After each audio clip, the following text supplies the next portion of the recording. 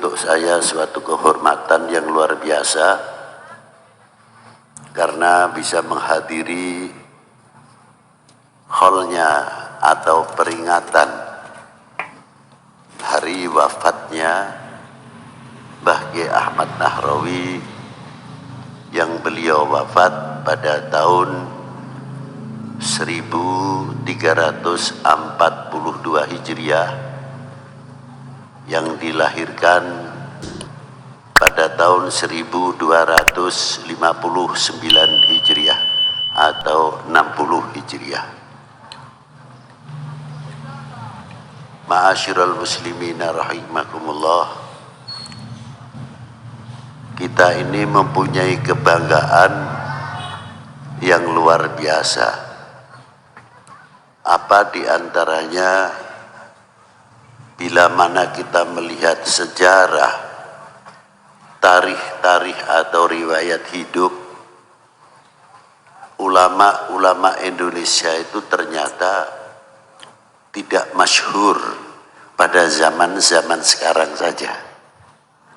Ternyata dari abad 19 bangsa Indonesia sudah mampu mewarnai keintelektualannya, ilmuannya, dan beliau seorang tokoh guru tarekat yang tinggal atau duduk di Masjidil Haram abad 9 Hijriah. Siapa di antara beliau? Abdullah bin Mas'ud Al-Jawi, disusul oleh tokoh-tokoh yang lain, Mursyid Thariqah Qadiriyah Naqsyabandi, Syekh Ahmad Khotib Sambas, Syekh Ubaidah Gedangan Surabaya, Syekh Abdurrahman Surabaya, Syekh Abdul Somad dari Mataram, dan Syekh Zainal Abidin dari Buduh, dan Syekh Bagir dari Jogja, dan Sayyidi Syekh Muhammad Ilyas Sukaraja, Syekh Ahmad Abdul Hadi Giri Kusumo, dan beberapa tokoh-tokoh ulama para pendahulu telah mampu menjawab tantangan umat dan tantangan bangsa pada waktu itu, yang tinggal di Masjidil Haram, menunjukkan bahwa bangsa kita ini bangsa yang maju, bukan bangsa yang mundur. Di antaranya Syekh Ahmad Nahrawi itu sendiri, kitab-kitab yang mau dicetak oleh para muallif, apabila tidak ada tanda tangan oleh Syekh Ahmad Nahrawi, tidak bisa dicetak, karena penashih yang kuat adalah Syekh Ahmad An-Nahrawi. Ya maaf kalau kita tanya panjenengan, kita ini wong Jawa, bangga tidak mempunyai ulama-ulama dari dulu sudah mewarnai di Masjidil Haram. Sekali lagi bangga tidak? Justru kebanggaan itu semakin hilang karena tidak merasa memiliki. Mengapa hal yang demikian? Karena banyak manakib sejarah khususnya bangsa ini sudah mulai hilang. Kalau kita kasar ngomong, sudah banyak yang disunati, mungkin terlalu kasar, sehingga regenerasi kita tidak tahu bagaimana Indonesia ini, keluasan Indonesia ini sampai dari mana, dari Sabang sampai Merauke, kita tahunya hanya Sabang sampai Merauke. Itu yang kita ketahui. Dan ketika kita maaf, kita sering bersama-sama mengalunkan dengan kebanggaan dan kebesaran, diantaranya menyanyikan lagu Indonesia Raya. Sejauh mana pengertian lagu Indonesia Raya dalam kita memahami? Apakah kita hanya mentaati karena peraturan, lalu kita menyanyikan lagu Indonesia Raya? Di mana letak rahasianya lagu Indonesia Raya? Adalah di dalam ikrar. Karena di awal bait yang ada di dalam lagu Indonesia Raya adalah pengakuan. Kalau pengakuan adalah syukur. Nah, tandanya syukur itu apa? Terima kasih kita itu apa? Di antaranya kita mengalunkan lagu Indonesia tanah airku, tanah Tadi ada lagu itu enggak? Tadi diadakan enggak tadi? Pembacaan teks Pancasila dibaca enggak? Ayo kita mulai. Kita bersama berdiri.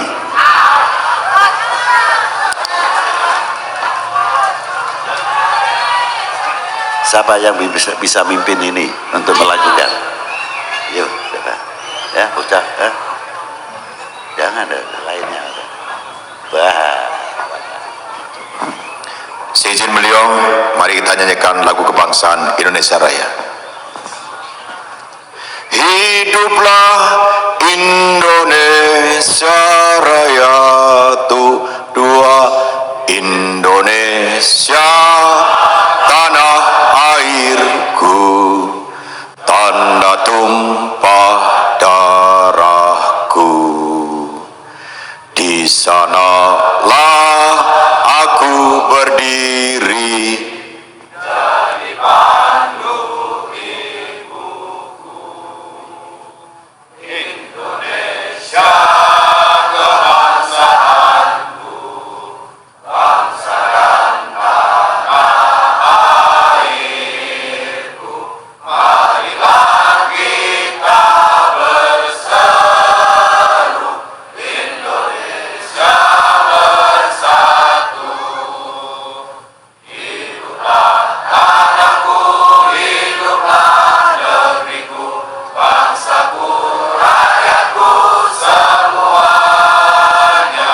Bangunlah jiwanya, bangunlah badannya untuk Indonesia Raya.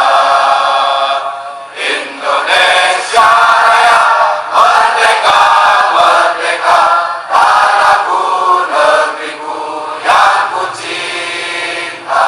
Indonesia Raya, merdeka, merdeka, hiduplah Indonesia Raya.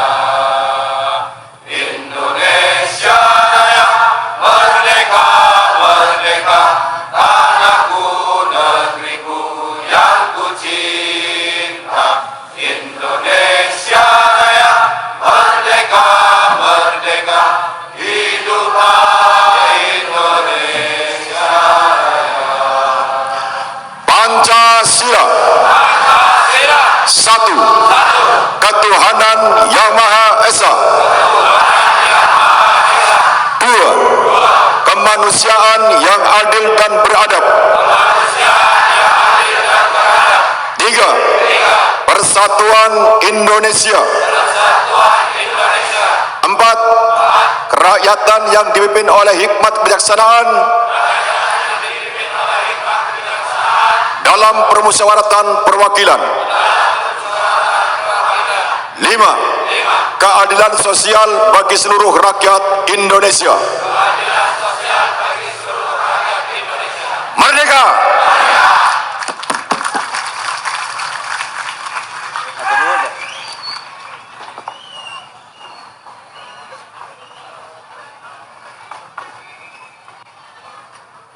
ternyata masih semangat juga, luar biasa, nggak ngiro saya itu.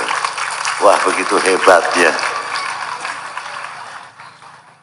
Nah, tadi kita baru sama-sama mengalunkan lagu Indonesia Raya. Ikrar pengakuan dalam lagu, apakah dalam peraturan karena seremonial? Ataukah Indonesia tanah airku sepanjang masa Indonesia? Jawab. Sepanjang masa Indonesia. Itulah. Kita sudah ditanamkan oleh para sesepuh pendahulu. Nah, kalau kita sudah bisa bawa keindonesianan ini kemana saja, bukan sekadar lagu atau menyanyikan, tapi tunjukkan jati diri. Saya atau kami bangga menjadi bangsa Indonesia. Kami bangga menjadi putra-putri Indonesia. Karena kita tidak terlepas, setiap waktu kita akan mengalunkan Indonesia tanah airku. Bukan basa-basi lagi. Kalau ini sudah tertanam, merasa handerbeni, merasa memiliki, itu hebatnya. Maaf kalau kita dengan filosofi kita mengatakan tadi, apa diantaranya, sehelai rumput yang kering, sebutir pasir Indonesia, kehormatan taruhannya. Setuju? Setuju? Berarti kita sepakat NKRI harga. Duh, gitu kan mestinya. Ngoten Bu nggih. Nah, inilah. Nah, untuk mengibarkan sangsaka merah putih, dikira tidak tokoh-tokoh agama turut campur.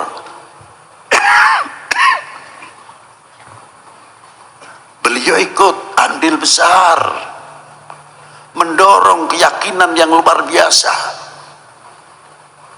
Karena apa?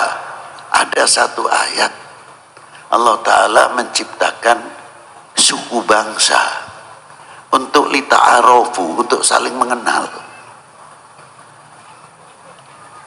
Dari mana untuk saling mengenal?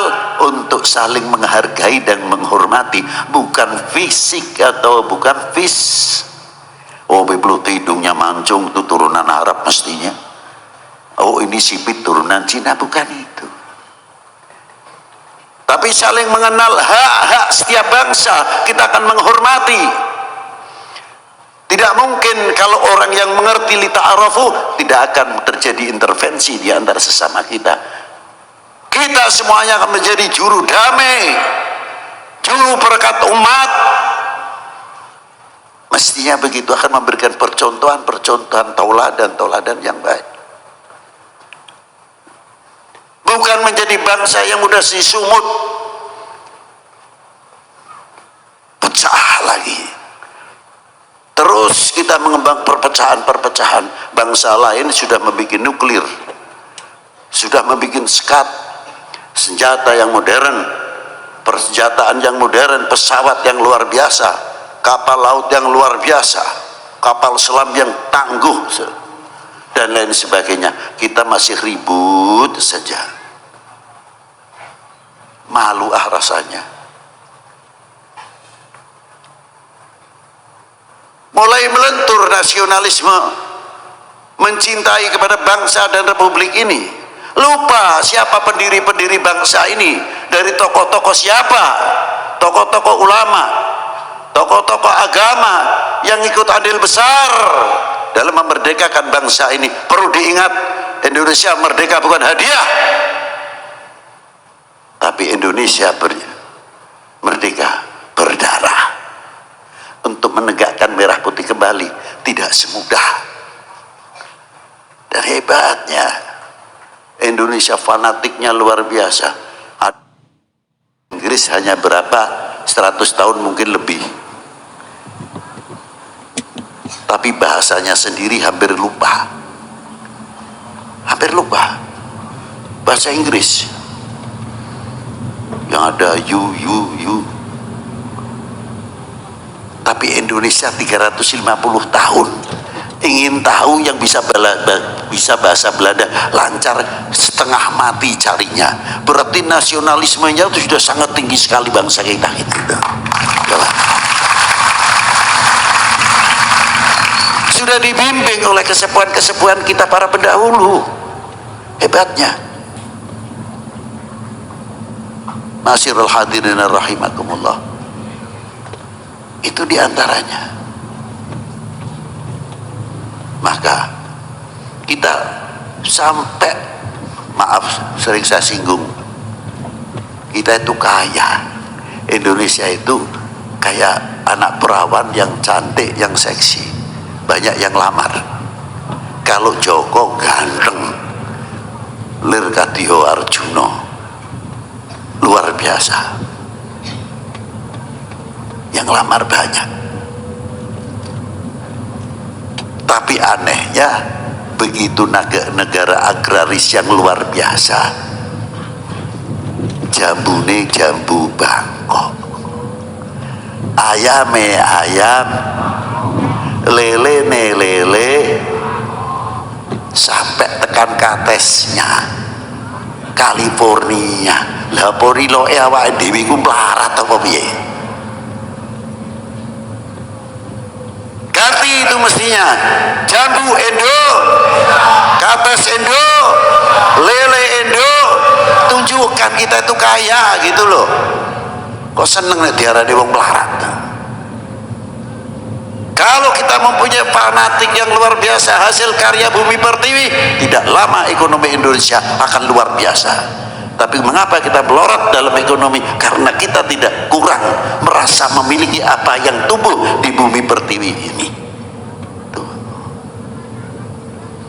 Makanya di sini hebatnya Indonesia, tanah sak wowoane sak wite kabeh wae tanah air. Tanah airku, kita dibelajari gitu ikror kok.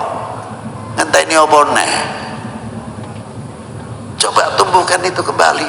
Nah, ulama-ulama kita, para tokoh kita berjuang luar biasa. Kalau dulu untuk menanamkan cinta tanah air, jangan lihat negatifnya, positifnya dilihat. Apa diantaranya? Ono sedekah bumi, ada sedekah laut. Aneh. Ya sedekah laut ya pakai kerbau dan sebagainya. Kita tidak lihat itu. Ini kemana intinya? Nek wayang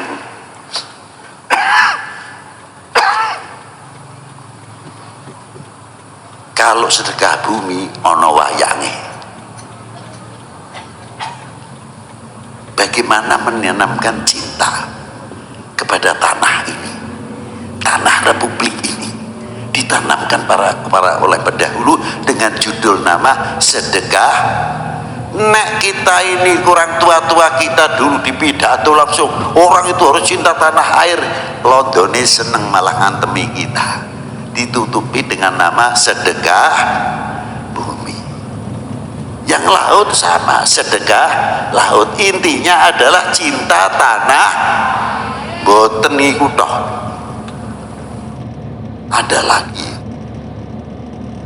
zaman penjajahan, kalau pasang bendera merah putih kiro-kirone karo London niku dicekal niku ya. Ndak balik niku, ndak kembali. Tapi bangsa kita ininya jenius luar biasa. Apa diantaranya? Kalau mau bikin rumah, sebelum pasang reng, pasang usuk, kasih dulu tebu, janur, pari, lopo, pisang, dan lainnya. Itu. Lalu baru mau masang merah putihnya nganggo donga sik. Ada yang pakai engkung, mau pakai berjanjian, ada yang pakai manaqib Syekh Abdul Qadir Al-Jilani. Sejarah terus meniti sejarah. Gawe omahe ana sejarahe para wali. Ndak tanggung-tanggung. Itu hebat. Nek sekiranya langsung bendera merah putih dipasang, apa Londonnya ora gembar-gembor itu penjajah pada waktu itu. Tapi kita punya pakai itu tadi nembiti kubetake merah putih. Lah filosofine ten pundi? Niku kira-kirane nek musim udan sih mending, lah nek musim panas niku jalurnya itu berubah warna apa tidak? Kering. Berubah enggak? Berubah, cantik kuning, berubah coklat. Padinya semakin coklat, mateng. Pisangnya juga sama, kelapanya juga sama. Merah putihnya sama tidak? Ayo. Merah putihnya berubah tidak? Itulah pendirian bangsa Indonesia, harus kayak begitu itu. Lain boleh layu, ini boleh layu, merah putih tidak boleh layu.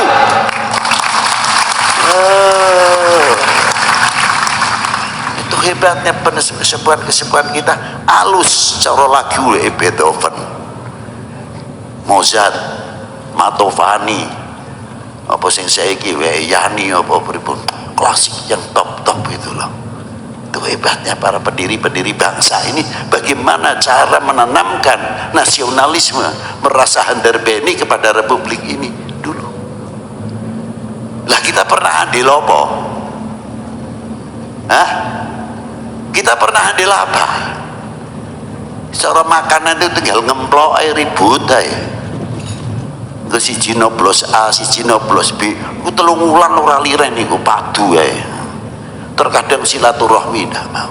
Nanti beda pendapat ya sama gitu. Lah kapan Indonesia akan maju kalau caranya gitu? Kapan? Lah dari itulah ma'asyiral muslimin rahimakumullah. Itu hebatnya. Karena mengapa para beliau-beliau sampai sejauh itu, sampai merah putih ning dalam mawon. Sing badhe dipun damel, dibuat rumahnya.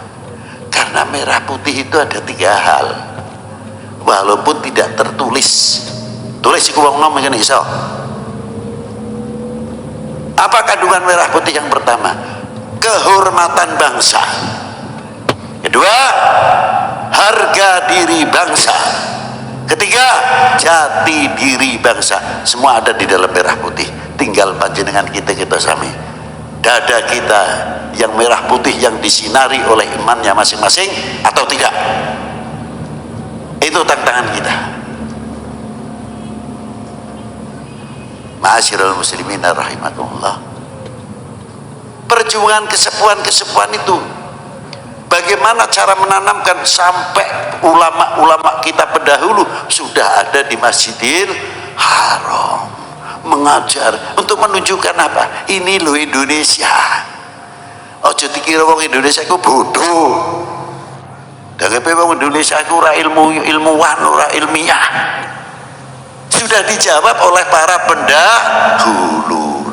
Bangga betul. Harus kita bangga. Diteruskan oleh tokoh-tokoh. Coba. Maka kita peringati. Kini bilu perdana Hollywood Mbah sinten Kiai Ahmad Nahrawi. Kita minta opo tahun iki tok oleh Syekh Ahmad Nahrawi. Harus tiap tahun. Dan ada lagi yang perlu diingat. Kesempatan kula ngomong. Purbalingga itu punya sejarah luar biasa. Walaupun tidak masuk desa tersebut di dalam kota, ada namanya Rembang. Ada desa namanya apa? Kecamatan itu Rembang. Di situ tempat kelahiran jenderal besar kita. Siapa beliau? Jenderal Sudir. Wah, itu tingkat nasional. Insya Allah kita tadi sudah rembukan sama Ibu Bupati, Pak Dandim, dan dari Pak Waka tadi, Pak Kapolres, untuk mengholi selanjutnya, karena setiap tahun sudah biasa kita adakan dulu karena kena penyakit kopat kapit ini, apa ini namanya. Nah ini kita berhenti berapa 2 tahun, hampir saja kita lupa sejarah. Itu nek ono kopat kapit itu 5 tahun blai kaya nih awake dhewe kelalen karo sejarah. Boro-boro mung 2 tahun tok. Alhamdulillah. Nah, maka dari itu masyaallah muslimin, insya Allah nanti kita tidak akan melupakan sejarah Khalibun Bapak Jenderal Sudirman. Lho iku khol iku kira-kira ana pelanggarane apa ora, Beb? Lho kira-kirane ulama bodoh apa ulama dahulu itu goblok apa piye? Endi sing dilakoni itu punya dasar. Apa di antaranya? Kanjeng Nabi niku setiap tahun ngejak sahabate keluargane ziarah datang Sayyidu Syuhada dan Jabal Uhud. Dan kitab Bulughul Maram itu ada itu keterangannya. Tiap tahun nek boten diwakilke Sayyidatina Fatimah untuk ziarah ke pamannya Sayyidu Syuhada. Dari situ asal usul wentenipun haulan. Laten Indonesia luar biasa. Ada peringatan 17 Agustus, ada peringatan 10 November, supaya kita tidak melupakan sejarah. Isinya 10 November beragam tokoh-tokoh Indonesia yang telah meninggalkan jasa-jasa yang tidak bisa dinilai dengan ini. Luar biasa, ikut andil besar dalam memerdekakan bangsa ini dari belenggu penjajah dan kebodohan. Pertanyaannya cuma satu kok. Apakah kita menjadi bangsa atau umat yang akan mengecewakan para beliau? Jawab. Kedua, apakah kita akan menjadi bangsa yang memalukan para beliau di hadapan Allah? Berjuang luar biasa yang ditinggalkan pecah belah isinya riwet mawon, tidak ada habis-habisnya. Jangan kita malukan beliau di hadapan Allah, jangan kita kecewakan beliau di hadapan Allah. Maka dengan adanya hal kita akan bisa meniru apa yang ditinggalkan toladan oleh para beliau. Semoga kita menjadi penerus yang mampu menjawab tantangan umat dan tantangan bangsa. Itu. Terakhir, memang saya kurang berarti kurang sehat segede, maklum mawon. Terus kita hanya satu hadis Kanjeng Nabi niku dawuh, kadar bobot iman wong suwiji, kadar bobot iman seseorang adalah tergantung kecintaannya kepada aku.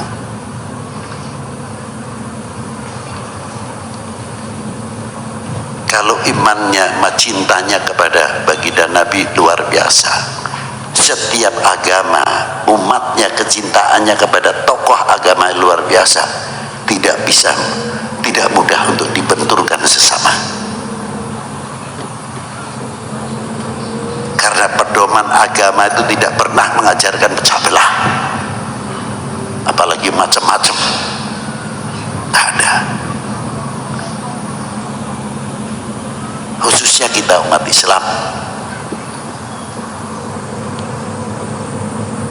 Tapi hadis ini ada oknum mungkin bisa saja dibalik maknane. Nek ngono kadar bobot iman seseorang adalah tergantung kecintaannya kepada nabinya. Jadi nek arep ngancurake umat beragama, mudah jauhkan umat ini dari para utusannya, nabinya, dan macam-macam caranya. Kendori sih, gembosi sih, bikin hoax dan lain sebagainya. Dan begitu pula kadar bobot cinta bangsa tergantung kecintaannya kepada tanah airnya. Kalau melentur cintanya kepada kepada tanah airnya, melenturlah kecintaannya kepada bangsanya. Niki jadi ini Arab merusak negara apa? Aduh kisih rakyat ini bikin hoax supaya pertahanan semesta ini lemah, bikin hoax, tidak percaya dengan pemerintahnya dan segala macam, tidak percaya dengan TNI-nya, kurang percaya kepada Polri-nya atau TNI-nya, bikin terus hoax ini supaya apa? Nanti kalau rakyat sudah kemakan, Indonesia tinggal dibagi piro, tinggal dibagi berapa. Wahai bangsaku yang kubanggakan, relakah negerimu terpecah belah? Kurang keras, jawab. Assalamualaikum warahmatullahi wabarakatuh. Waalaikumsalam warahmatullahi wabarakatuh. Allahumma sholli ala sayyidina Muhammad.